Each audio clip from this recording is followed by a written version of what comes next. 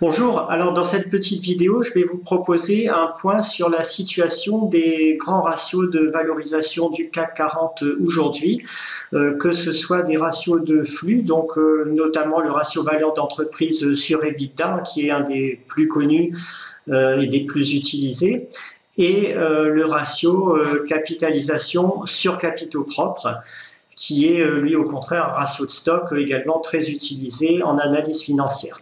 Donc là, il s'agit de voir si ces ratios pourraient nous offrir, à plus ou moins brève échéance et sans que le CAC ne baisse trop, un plancher, une limite à la baisse qui est en cours, qui est installée depuis la fin du mois de février maintenant.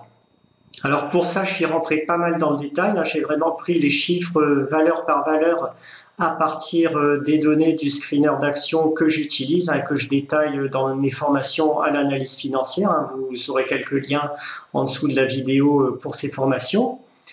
Alors pour le ratio de flux, donc valeur d'entreprise sur EBITDA, la première chose qu'on constate, c'est que c'est très hétérogène. On trouve des valeurs qui sont relativement peu chères, avec 4,33 ici par exemple pour Total, jusqu'à des niveaux beaucoup plus élevés, extrêmement élevés pour les banques aujourd'hui, parce que on anticipe évidemment de très mauvais résultats dans les trimestres qui viennent. Le ratio moyen pondéré, donc j'ai pondéré les ratios obtenus par la capitalisation boursière des sociétés concernées pour faire une moyenne pondérée. On arrive à un ratio actuellement de 13,98, on va dire environ 14. Et ça, ça nous indique quand même qu'on a pas mal de marge encore à la baisse avant d'arriver à un ratio qui soit vraiment bradé ou pessimiste.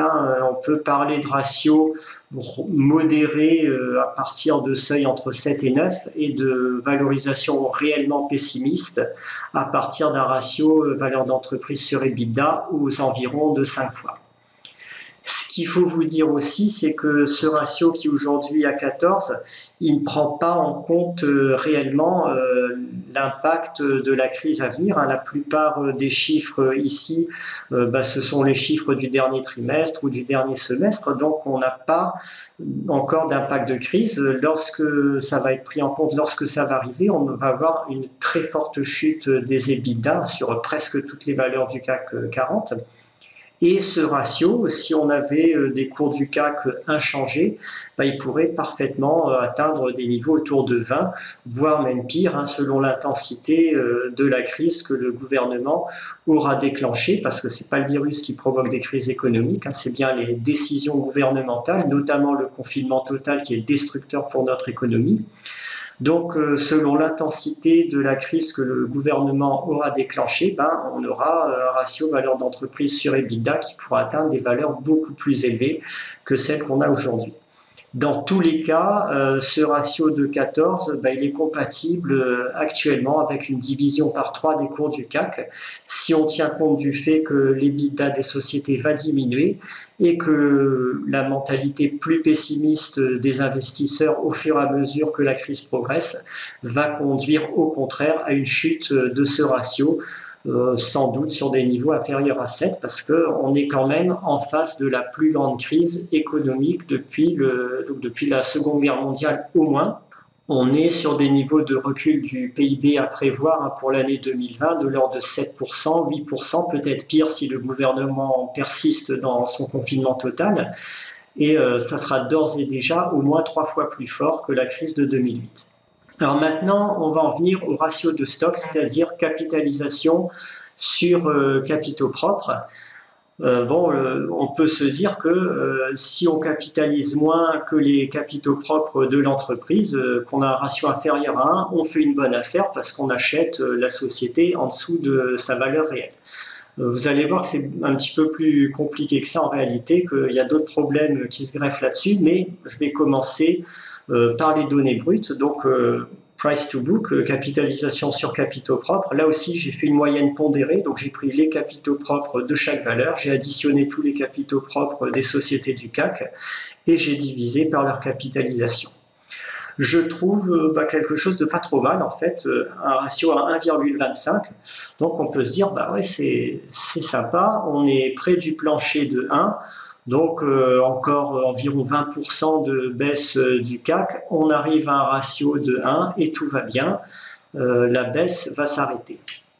Alors, si je fais le calcul aujourd'hui, avec un CAC aux environs de 4200, voilà ce que ça me donne. Donc, je fais 4200 divisé par 1,25, le ratio actuel capitalisation sur capitaux propres, et je trouve un cours de 3360.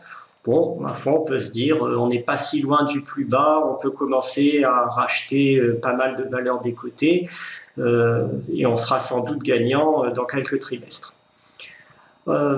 Ça, c'est une analyse qui, à mon avis, franchement superficielle parce qu'elle ne prend pas en compte deux gros problèmes.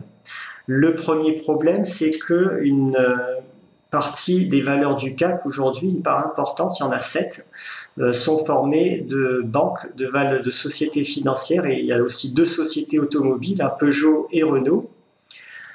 Et ces valeurs, elles présentent des ratios capitalisation sur capitaux propres extrêmement bas. Vous avez ici, par exemple, on va regarder un petit peu plus haut, on a 0,16 pour la Société Générale, 0,28 ici pour le Crédit Agricole, 0,29 pour BNP Paribas par exemple, et ça vous rajoute une masse évidemment de capitaux propres dans la prise en compte de l'évaluation. Le gros souci est qu'aujourd'hui, ces valeurs financières, vous doutez bien qu'elles ne vont pas sortir indemnes de la crise. Les banques françaises ont ce qu'on appelle des leverage ratios en ce moment largement supérieurs à 20 fois, c'est-à-dire qu'elles ont un bilan, la taille de leur bilan est plus de 20 fois la taille de leurs capitaux propres. Ça signifie aussi que si elles font une perte de simplement 5% ou moins sur ce qu'elles ont dans leur bilan, alors ça peut être des prêts, des participations financières diverses, etc., leurs capitaux propres ils seront réduits à zéro, ils seront réduits à néant. Et c'est très probablement ce qui va se passer dans la crise exceptionnelle dans laquelle nous sommes. Alors, est-ce qu'on va avoir une faillite bancaire généralisée, un bank run total? Je ne crois pas. L'État a annoncé son intention de renflouer le système coûte que coûte, les banques centrales aussi. Donc, ce qui va se passer, c'est que l'État va nationaliser ces sociétés. La couleur a déjà été annoncée clairement. Ne croyez pas que si la Société Générale ou BNP ou le Crédit Agricole venaient à être en grande difficulté dans les trimestres qui viennent, et c'est plus que probable, ne croyez pas que l'État va réinjecter gentiment des fonds ou subventionner ces entreprises pour les beaux yeux des actionnaires de ces banques. Il va simplement nationaliser la banque, il va diluer massivement les actionnaires qui sont actuellement au capital de la banque, et si vous avez des actions Société Générale, vous aurez quasiment tout perdu. Donc parler de capitaux propres aujourd'hui pour les sociétés financières du CAC, à mon avis, dans le contexte actuel, ça n'a juste aucun sens.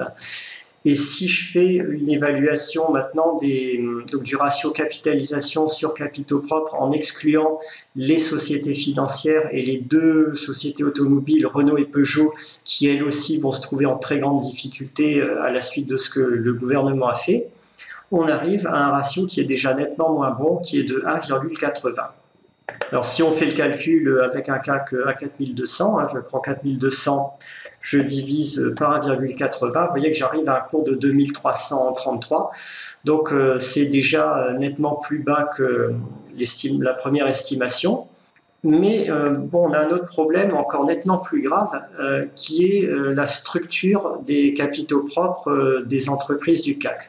Le souci est qu'aujourd'hui, dans le bilan de la plupart des sociétés du CAC 40, on trouve une énorme masse d'actifs incorporels. Alors ces actifs incorporels, ça peut être très rarement et en toute petite minorité des brevets. Alors là, effectivement, on peut dire que ça vaut quelque chose encore en situation de crise, mais la plupart du temps, ce sont des écarts d'acquisition. Alors les écarts d'acquisition, je vous explique rapidement ce que c'est. Vous avez une société qui vaut 1 million d'euros dans son bilan comptable, la valeur réelle de ses actifs. Il y a une société plus grosse qui décide de la racheter. Comme on est en contexte de bulle financière où tout se paye très cher, au lieu de la racheter 1 million d'euros, elle va faire une OPA, elle va la payer 5 millions d'euros. Donc elle achète 5 fois la valeur réelle de ses capitaux propres. Et ensuite, une fois que ce rachat sera fait, la société qui a racheté, elle va inscrire à son bilan la différence, c'est-à-dire donc 5 millions moins 1 million, elle va inscrire 4 millions d'euros à son actif en écart d'acquisition. Et du coup, ça va miraculeusement gonfler les capitaux propres de la société acheteuse. Mais inutile de vous dire qu'en situation de crise, ces écarts d'acquisition, ça vaut à peu près zéro, c'est du vent pur et simple. Il y a aussi d'autres actifs incorporels qu'on trouve en grande quantité dans les sociétés du CAC. Alors ça va être des noms de marque, des fichiers clients, des trucs plus ou moins bidons. Là aussi, en situation de crise, ça vaut à peu près zéro. Les seules choses qui ont une valeur réelle pour moi, ce sont les actifs tangibles. Ça, je le dis bien dans les formations à l'analyse financière. Quand on fait un ratio capitalisation sur capitaux propres, il vaut mieux s'intéresser aux capitaux propres tangibles et retirer totalement tout ce qui est actifs incorporels et écart d'acquisition. Alors, je vais vous montrer deux exemples assez typiques, ils sont presque tous comme ça. Voilà une société, donc Essilor Luxottica, price to book 0,73, on peut se dire, ça c'est pas mal, c'est une société qui a un ratio capitalisation sur capitaux propres décoté, elle est à des cours d'achat. Lorsqu'on regarde son bilan, donc là je prends les bilans simplifiés d'investing.com, je n'ai pas besoin d'aller plus avant dans le rapport de la société complet. Alors vous trouvez que la société en ce moment, en capitaux propres part du groupe, elle a 34 milliards d'euros, on peut se dire que c'est pas mal, et dans ces 34 milliards d'euros, vous avez 24 milliards qui sont formés par les écarts d'acquisition, et encore 11 milliards qui sont formés par d'autres actifs incorporels. Du coup, vos capitaux propres de 34 milliards, si on parle du tangible, ils sont réduits tout simplement à zéro, il n'y en a pas du tout. Pour Orange, c'est sensiblement la même chose. Donc, on regarde les capitaux propres part du groupe, 31,7 milliards en ce moment. Et là-dedans, sur ces 31 milliards, vous avez 27,6 milliards d'écart d'acquisition, donc de sociétés que Orange a surpayées dans le passé. Et en immobilisation incorporelle, encore 14,7 milliards. Alors le résultat, si on étudie le ratio capitalisation sur capitaux propres tangibles, en enlevant les actifs incorporels des sociétés, vous avez aujourd'hui, sur 40 valeurs du CAC, il y en a 17 qui ont un ratio négatif, donc qui n'ont même pas de capitaux propres tangibles dans leur bilan. Vous avez, en plus de ces 17 sociétés, comme je le disais avant, 7 sociétés qui vont être en très grande difficulté et probablement renflouées ou nationalisées par l'État pendant la crise qui va arriver. Donc toutes les sociétés financières, plus Renault et Peugeot. Et après, on a encore de nombreuses sociétés, LVMH, Kering, L'Oréal, etc., qui ont des ratios capitalisation sur capitaux propres tangibles extrêmement élevés, qui ne sont même pas significatifs. On est sur des niveaux au-dessus de 10. Du coup, je suis totalement incapable aujourd'hui de pouvoir même calculer un ratio pour le CAC entre capitalisation et capitaux propres tangibles, parce qu'il y a tout simplement plus de la moitié des valeurs, et même sans doute les 2/3, qui ont soit un ratio négatif, soit vont être renfloués par l'État, soit ont des ratios absurdes au-dessus de 10 actuellement. Bon, on a quand même quelques valeurs qui tiennent la route, ça se compte sur le doigt de la main. On a Total, où on a un ratio modéré. On a Engie, GDF Suez.